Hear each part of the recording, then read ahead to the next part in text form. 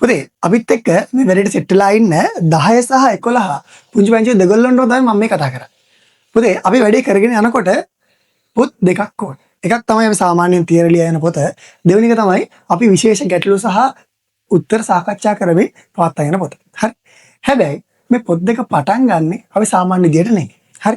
පළවෙනි පිටුව ඔයාගේ හීනයක් ඔයා ලස්සනට අනින්න.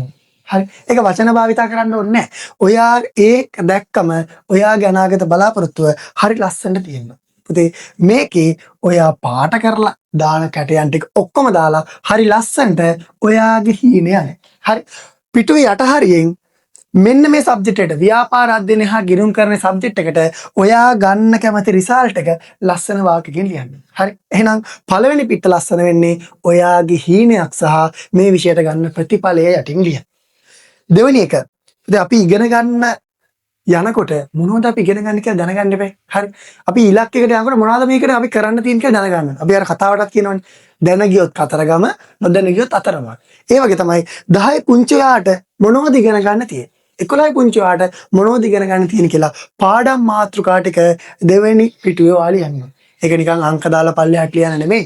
මේක ලස්සනට මේ ඔයාට කැටයන් ටිකක් දාලා බෝල දාලා හරි.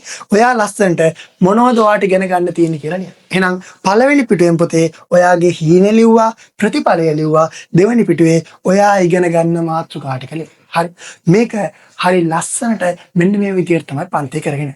එහෙනම් පුතේ මෙන්න මේ ආදරණීය කොමර්ස් පන්තිය ඔයාගේ ජීවිතේ හදන තෝතැන්නක් කරගන්න. සබ්ජෙක්ට් එකට විතරක් සීමා කරන්නේ නැතුව ජීවිතේ ජය ගන්න මම නුවින් වීරසිංහ සරසවි හඬින් හරදර හරි රහට